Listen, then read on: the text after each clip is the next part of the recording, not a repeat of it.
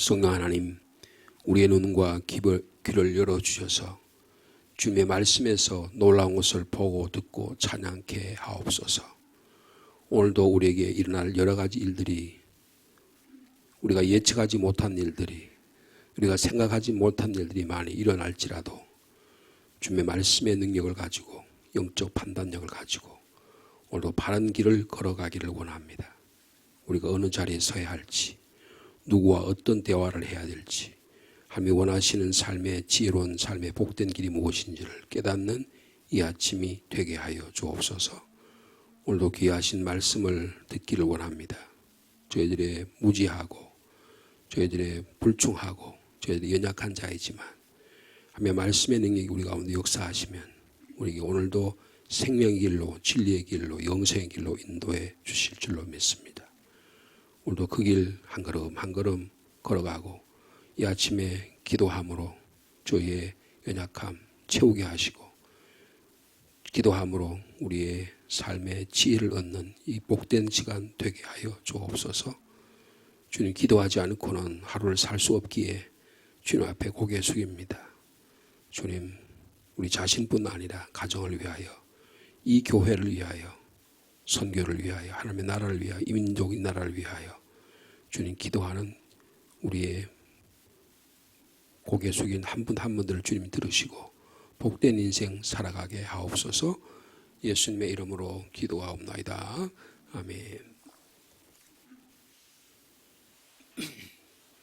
오늘은 2월 13일자 말씀이 되겠습니다. 먼저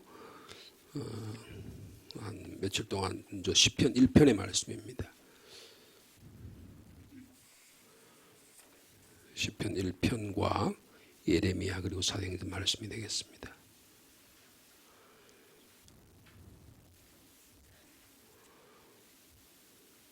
시편 1편의 말씀 한 절씩 교독하시겠습니다. 복 있는 사람은 악인들의 꾀를 따르지 아니하며 죄인들의 길에 서지 아니하며 오만한 자들의 자리에 앉지 아니하고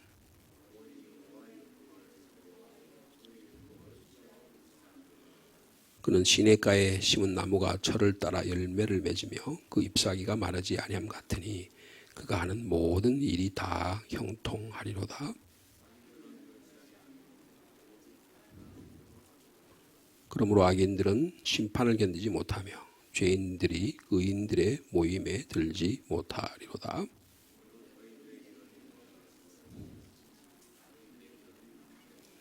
아멘. 이어서 예레미야의 말씀이 되겠습니다. 예레미야 13장의 말씀입니다.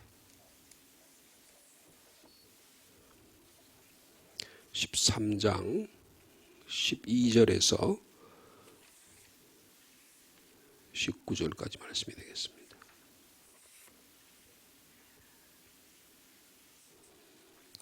제가 가진 성경으로는 구약 성경 1071면입니다. 예레미야 13장 12절 말씀 제가 먼저 받드리겠습니다.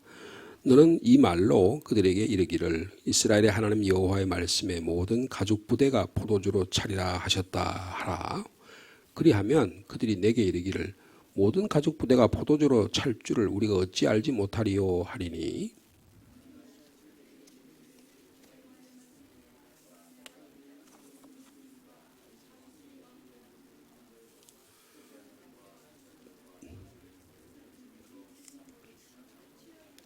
또 그들에게 각 사람이 충돌하여 상하게 하되 부자 사이에도 그러하게 할 것이라. 내가 그들을 불쌍히 여기지 아니하며 사랑하지 아니하며 아끼지 아니하고 멸하리라 하셨다 하라. 여호와의 말씀이니라.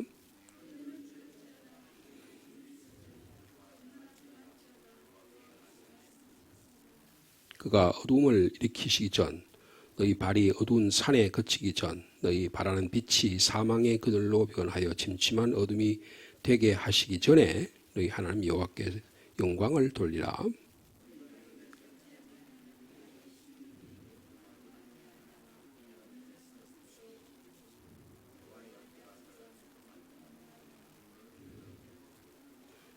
너는 왕과 왕후에게 전하기를 스스로 낮추어 앉으라. 관 곧 영광의 면류관이 내려졌다 하라.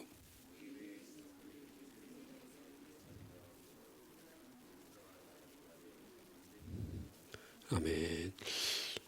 사도행전 마지막으로 사도행전 13장의 말씀이 되겠습니다. 13장 26절 말씀부터 34절까지 말씀입니다.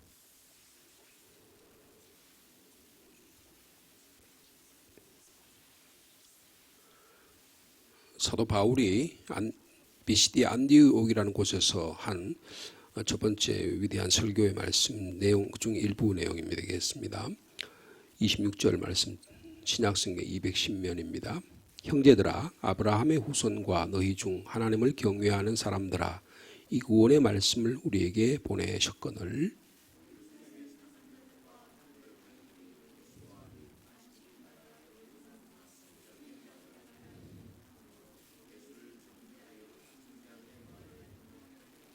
죽일 죄를 하나도 찾지 못하였으나 빌라도에게 죽여달라 하였으니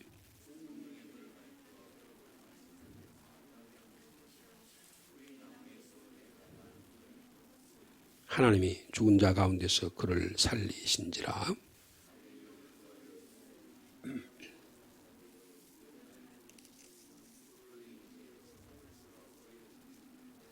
우리도 조상들에게 주신 약속을 너에게 전파하노니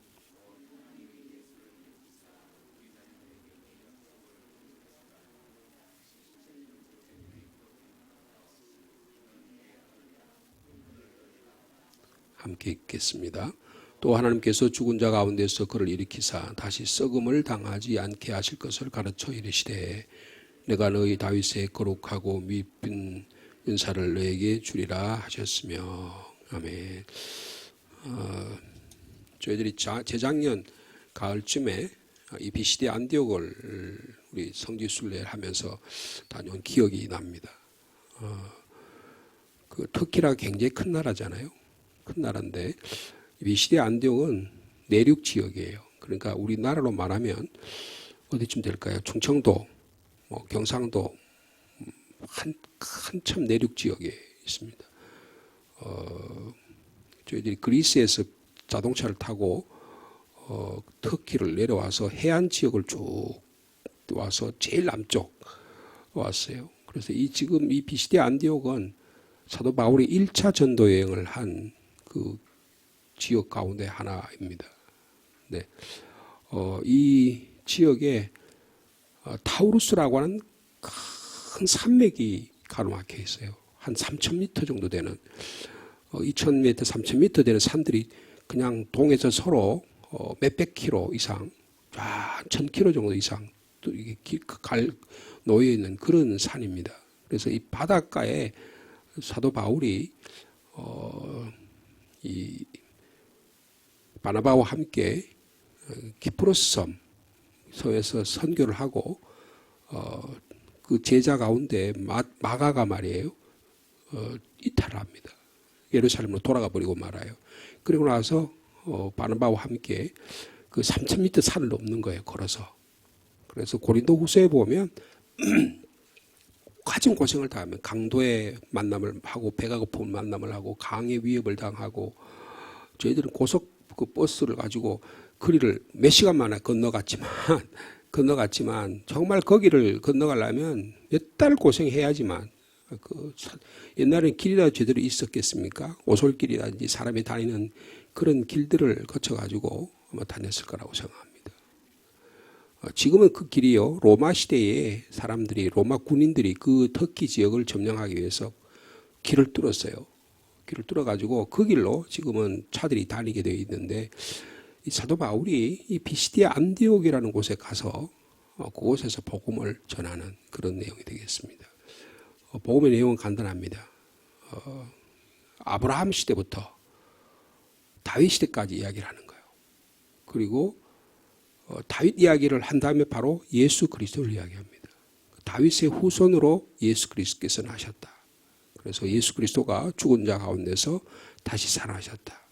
이 일을 담대하게 전합니다. 안디옥이란 비시디아 안디옥이라는 것은 이 복음을 전하는데 그때가 안식일이었었어요. 안식일에 대부분 회당에 들어가서 복음을 전했거든요. 그래서 거기 많은 사람들이 야 다음 주에 와서도 이 말씀을 전해달라. 그렇게 이야기를 합니다. 사도 바울이 하나님의 말씀을 전하는 그래서 첫 설교라고 볼 수 있어요. 사도행전에 사도 바울의 설교가 몇 군데 나오는데 가장 길게 설교한 내용 가운데 하나가 이 비시디아 안디옥에서 설교입니다. 제가 그 선교 우리가 같이 성지 순례를 하면서 이 본문을 제가 그 있을 때 한번 읽어봤어요. 그 비시디아 안디옥에 갔을 때 한번 읽어본 적이 있어요. 야, 사도 바울이 어떻게 이런 말씀을 하느냐. 너무 간단해요. 이스라엘 사람들에게는 회당에 있는 이스라엘 사람들은 이스라엘 사람들에게 맞게 설교하고 그리고 아테네 예를 들면 13장에 가면 사도 바울이 아테네에 가거든요. 아테네에 가서는 그리스 철학, 스토아 철학들이 있으니까 너희들이 그렇게 신을 숭배하는데 알지 못하는 신에게 관해서 여러분에게 설교하겠다고 그 상황에 맞는 설교를 합니다. 그래서 복음의 역사를 일으키는 것을 볼 수가 있습니다. 오늘도 우리의 삶 가운데 오직 예수 그리스도의 복음만을 전하는 그런 복된 인생이 되시기를 축복합니다. 오늘은 제가 너무나 잘 아시는 말씀인데 시편 1편의 말씀을 잠깐 살펴보려고 합니다. 시편 1편의 말씀은 복된 인생이 뭐냐라고 하는 거예요. 복된 인생이 뭐냐. 여러분 예수님이 가장 사랑하는 구약의 말씀이 시편의 말씀이었습니다. 그래서 예수님이 산상수훈이라고 그러죠. 마태복음 5장, 6장, 7장에 있는데 첫 번째 말이 뭐예요? 이런 자들이 복이 있다. 복된 자는 이런 자다라고 말할 때 이 복이 있는 사람이 시편 1편의 말씀을 인용하는 거예요. 그래서 예수님께서 시편 1편에서 150편을 달달달 외우면서 어릴 때부터 신앙적인 교육을 받고 회당에서 교육을 받고 그래서 예수님의 삶 속에서 자연을 통해서나 사람과의 만남을 통해서나 여러 관계를 통해서 복된 행복한 인생이 뭔가 하는 것을 본인 스스로가 30살 때까지 깊이 터득하셨던 것 같아요. 그리고 세례 요한으로부터 세례를 받고 하늘의 음성을 듣고 하나님의 나라를 선포하시기까지 그분의 삶을 지배하는 그 하나의 모토 뭐냐면 복된 인생이 뭐냐라고 하는 것입니다. 그래서 오늘도 이 시편 1편은 우리가 잘 아시는 대로 시편 150편 전체를 관통하는 전체의 말씀이 뭘 지향하느냐, 뭘 가리키느냐. 시편 130, 150편에서 우리가 무엇을 얻을 것인가라고 말할 때 시편 1편이 그걸 다 가르쳐 주는 거예요. 복된 인생을 사는 것이다 라고 말씀하고 있습니다. 오늘 주의 말씀을 통해서 우리 삶 속에 복된 인생을 살아가는 하루의 삶이 되시기를 축복합니다. 두 가지 길을 이야기하죠. 우리 너무나 잘 아시는 말씀이죠. 복된 인생을 살아가는 데서 첫 번째 길이 뭐예요? 첫 번째 길은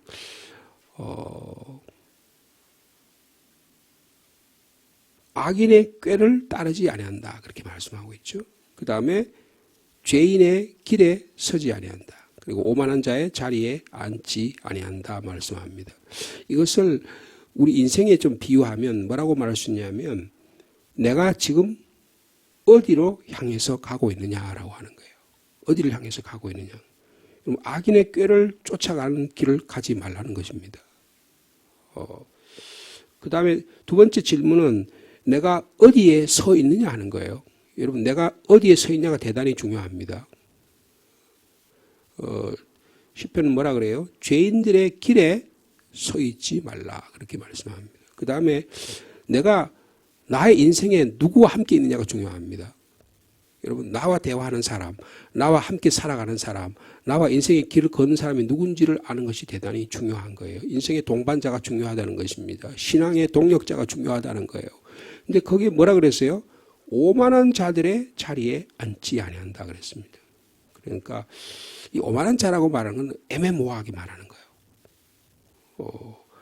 아주 애매모호하게 말해서요. 남을 헐뜯는 자입니다. 여러분 그런 사람하고는 어떻게 해야 된다고요? 자리에 앉지 말라는 거예요. 자리에 같이 앉아가지고 그런 한담하지 말라는 거예요. 그런 뒷담화하지 말라는 거예요. 여러분 이게 지혜로운 복된 인생의 가장 첩경입니다. 하나님 말씀 아무리 많이 읽어도요, 죄인들과 악인의 꾀에 꼭 쫓아가면서 그런 짓을 다 하면서 나는 복된 인생을 살겠다. 살 수가 없는 겁니다. 먼저 내 자리를 정돈해야 되는 거예요. 내가 있는 주변을 바라보아야 되는 거예요. 그런 인생을 살 것을 말씀해 주고 있는 것입니다. 신앙의 길을 가는 동안에 우리의 행복을 보장하는 방법을 말씀하고 충원하고 촉구하는 우리가 대부분 둘러싸여 살잖아요. 오늘의 시대는 통계의 시대입니다. 확률의 시대예요. 그래서 막 통계를 제시합니다. 학자들이 통계를 제시하고, 저도 학문을 공부한 사람이잖아요. 사회학이라든지 심리학이라든지. 그래서 막 인간의 내면의 세계를 막 이야기하고 사회적인 방향이 이렇다 막 이야기하면 수긍이 돼요. 예를 들어 증권 이야기를 하는 사람이 막 해가 증권 이야기하면 거기 막 증권 투자하는 경우가 많잖아요. 그죠? 이게 다 뭐예요? 사회적인 확신을 가지고 이야기하는 거예요. 그런 사람에 의해서 둘러싸여 삽니다. 근데 악인의 꽤 쫓아가는 사람이 많다는 거예요. 이런 악인들은 꽤가 있습니다. 근데 거기에 당하지 말라는 것입니다. 죄인의 길에 서지 말라 그랬어요. 딱히 목적이 없는 그런 사람들과 어울리지 말라는 거예요. 이 사람들은요, 길목에 딱 버티고 서가지고요, 한담합니다. 계획을 이야기해요. 그리고 뭐 프로젝트가 이렇다라고 이야기를 해요. 그리고 대화를 아주 유창하게 합니다. 여러분, 그런 사람한테 걸려 넘어지면 안 돼요. 여러분, 좀 말을 못해도요, 진실한 사람과 대화해야 됩니다. 말이 좀 어눌해도 그런 사람과 같이 있어야 되는 거예요. 여러분, 이게 대단히 중요합니다. 오만한 자의 자리에 앉지 않는다 그랬죠. 오만한 자는 이 자리라는 게 뭐예요? 판단하는 곳이에요. 결정하는 곳입니다. 내가 어떻게 판단하고 결정하느냐가 인생을 결정하는 거예요. 이 오만한 자는 어떻게 되면 자기 자리를 딱 차지하고 나서는요, 다른 사람을 아주 얕봅니다. 잘난 체해요. 아주 냉소적입니다. 아주 제가요, 목사가 되기 전에는 그런 사람이었어요. 아주 비판적인 사람입니다. 세상을 전부 다 비판으로 보는. 여러분, 비판의 잣대를 가지고 안 걸려진 사람이 하나도 없어요. 다 넘어져요. 심지어는 바리새인과 서기관 예수님도 저 사람은 죄인과 창기들과 같이 있다 그러면서 예수님을 걸려 넘어지게 한 사람이에요. 여러분, 비판적인 눈으로 보면 전부 다 걸려 넘어지겠습니다. 근데 유일하게 자기는 그 비판의 자리에 안 서. 자기는 딱 자기가 중심에 있어가지고 전부 다 남을 다 비판하는 거예요. 여러분, 그런 사람은 뭐라 그래요? 오만한 자라고 이야기하는 거예요. 냉소적이고 피상적이고 수다를 막 떨고 다닙니다. 자기 자신이 최고로 똑똑하다고 믿는 거예요. 아무도 그 자리에 앉지 못하게 해요. 누구의 친구도 듣지 않습니다. 이를 다르기만 말이라는 술에 취한 사람이에요. 이런 사람이 대단히 많습니다. 근데 우리가 지혜가 있어가지고 이걸 분별하는 능력이 있어야 돼요. 야, 저 사람이 죄인의 길에 가고 있는 건가? 내가 지금 죄인의 길에 가고 있나? 내가 오만한 자의 자리에 앉아 있지 않는가? 내가 악인들의 꾀를 따르고 있지 않은가? 여러분, 이것을 판단할 수 있는 능력이 있어야 된다는 겁니다.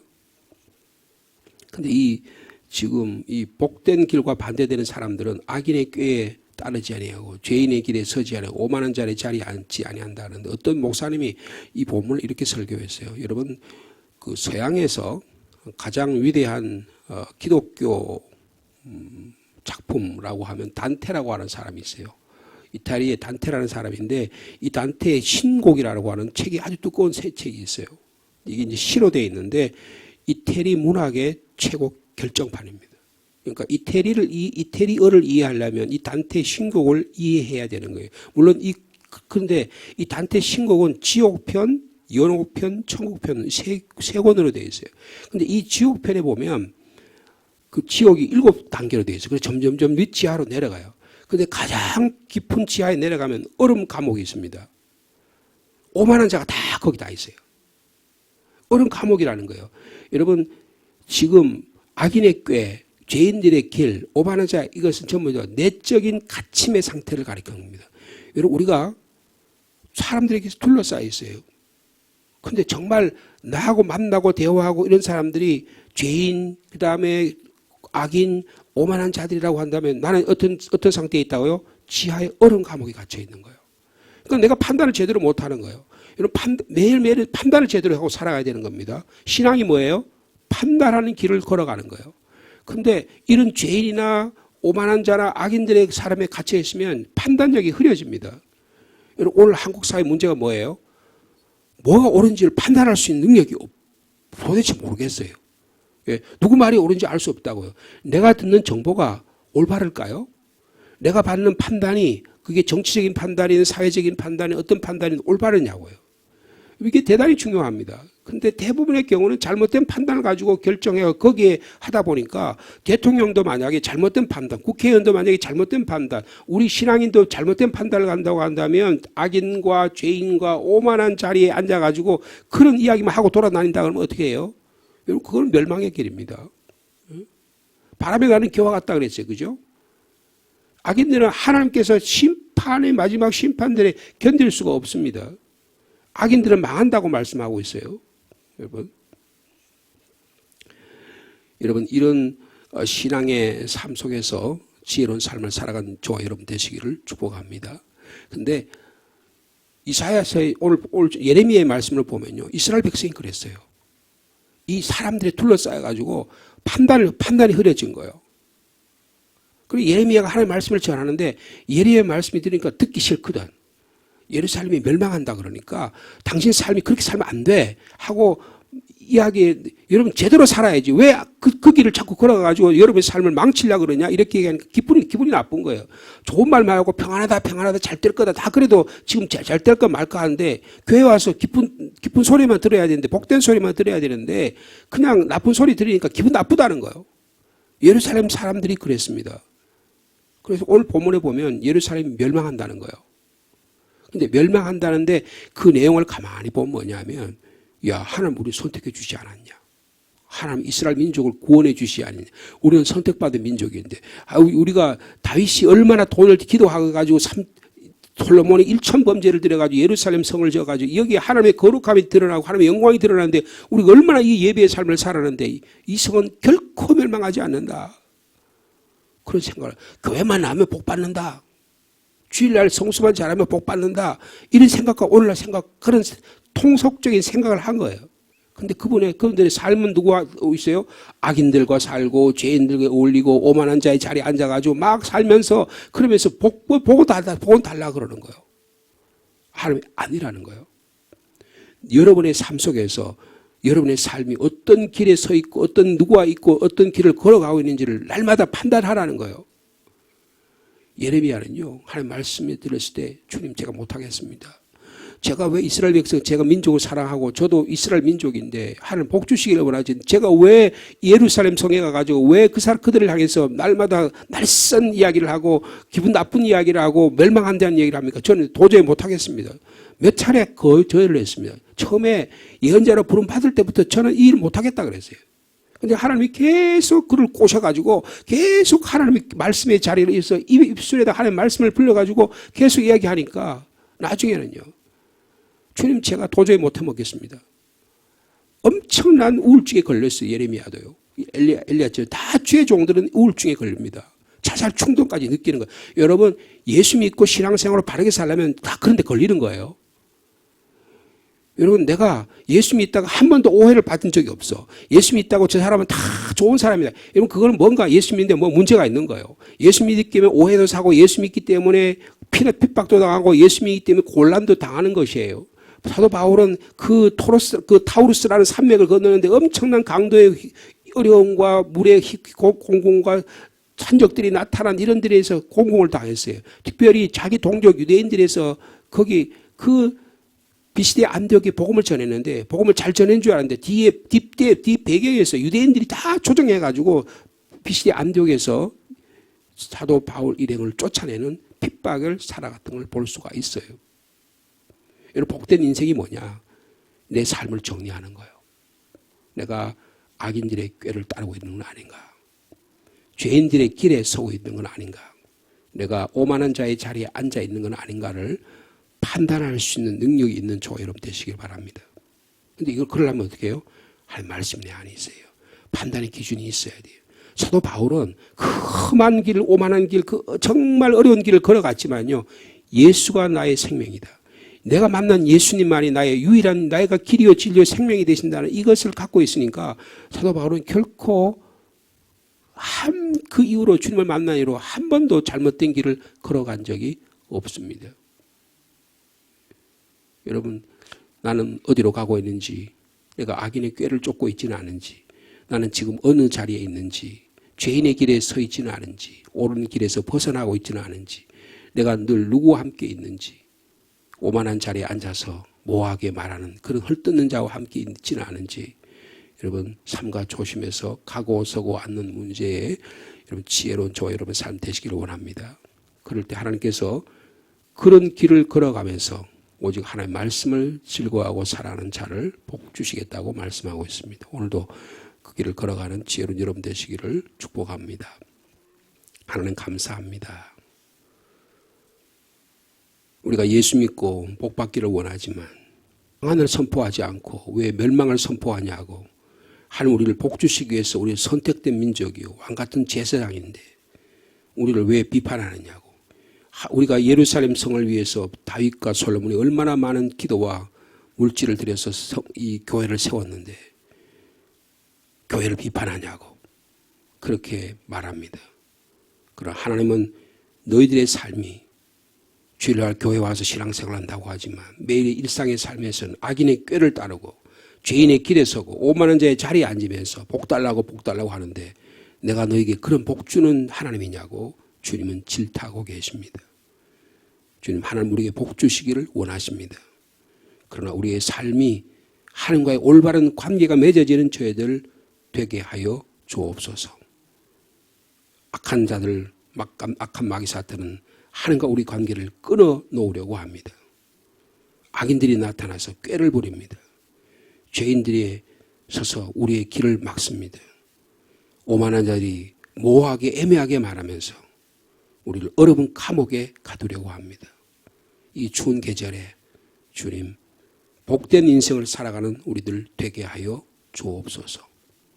우리가 말씀의 깊은 신앙의 뿌리를 하나님 말씀 위에 내리고 우리가 하늘을 향하여는 찬양과 기도하면서 우리가 오늘 내가 어떻게 살아가야 할지 지혜로운 삶을 살아가는 저희들 되게 하여 주옵소서. 우리의 영적 스승인 사도 바울과 같이 그들이 가는 곳마다 예수 그리스도 복음을 전합니다. 그들의 삶에 맞게 온갖 환난과 핍박과 곤고와 수많은 어려움을 당하면서도 그런 복된 인생을 살아갑니다. 주님, 오늘도 저에게 그런 힘과 능력과 지혜를 허락하여 주시옵소서. 이 상주라고 하는 땅에 저희들이 살아가고 있지만 얼마나 많은 사람들이 악인의 꾀를 따라가고 있습니까? 얼마나 많은 사람들이 죄인의 길에 서 있습니까? 얼마나 많은 사람들이 오만한 자리에 앉아서 술 취하고 말의 술을 취해서 우리를 곤궁에 빠뜨리려고 합니까? 주님, 우리는 거룩한 길 걸어가게 하여 주옵소서. 주님 닮은 삶을 살아가게 하여 주옵소서. 사도 바울처럼 오직 예수의 생명이 우리 가운데 살아 움직여서 성령의 능력으로 우리 자신을 새롭게 하는 복된 하루가 되도록 주께서 축복하여 주시옵소서. 말씀을 오늘도 묵상하며 우리의 말씀이 우리의 마음속에 깊이 뿌리 박게 하게 하여 주시고 우리의 삶의 영역에 어떻게 말씀이 살아가게 하는지 오늘도 지혜로운 판단하며 살아가도록 주께서 축복하여 주옵소서. 주님의 몸된 교회가 이 땅에 복음 전하는 교회가 되게 하시고 우리 삶에 하나님의 복음의 나라를 하나님의 나라를 만들어가는 가정들이 되게 하여 주옵소서. 특별히 우리 교회 학교를 위해서 기도합니다. 어린 생명들, 많은 교회, 한국의 교회가 많은 숫자가 줄고 젊은이들이 많이 줄어들었지만 하나님께서는 한 생명 한 생명을 귀하게 여기셔서 그들이 말씀을 들은 그들을 통해서 하나님께서 다시 저희 새로운 교회들을 제2의 교회들을 세워주실 줄로 믿습니다. 눈물로 땀을 흘리며 가르쳐서 그들에게 정말 사랑하는 법을 가르쳐서 이 시대가 하나님의 나라를 만들어가는 귀한 자녀들이 될 수 있도록 께서 역사하여 주옵소서. 유치부와 아동부와 중고등부와 청년들에게 하나님께서 주의 종들과 우리 선생님들을 통해서 하나님의 교회가 든든히 서게 하여 주옵소서. 우리 장년들에게 동일한 은혜 주시기를 원합니다. 우리 더 하나님의 말씀에 더 깊이 기도의 자리로, 찬양의 자리로, 말씀의 자리로 나아가서 하나님 나를 이렇게 복되게 하고 계시는구나. 오늘도 그 길을 나에게 걷게 하시니 감사합니다 하고 감사와 찬양으로 나아가는 복된 인생들이 다 되도록 축복하여 주옵소서. 군문에 나가 있는 자녀, 직장과 일터로 집을 떠나 있는 자녀, 또 결혼해서 가정을 이룬 자녀, 외국에 나가 있는 자녀, 한 사람 한 사람 주님이 붙잡아 주셔서 주님의 생명의 울타리 가운데, 복음의 울타리 가운데, 교회의 울타리 가운데, 말씀의 울타리 가운데 살아가도록 주께서 축복하여 주시옵소서. 우리 가운데 연약한 지체들 있습니다. 주님 한 사람 한 사람은 찾아가셔서 주님 병상에서 침상에서 새 힘을 얻고 일어날 수 있는 힘을 공급하여 주옵소서. 주님 앞에서 불러가는 그날까지 주님 감사합니다. 여기까지 지금까지 인도하심을 감사합니다. 감사와 기쁨이, 그리고 자녀를 위해, 나라와 민족을 위해, 주의 몸된 교회, 주의 종들을 위해 기도할 때 그 기도에 응답하여 주옵소서. 오늘도 기도의 제목을 가지고 주님께 조용히 고개 숙이니 한 분 한 분마다 복된 인생 살아가도록 축복하여 주시옵소서. 예수님의 이름으로 기도하옵나이다. 아멘.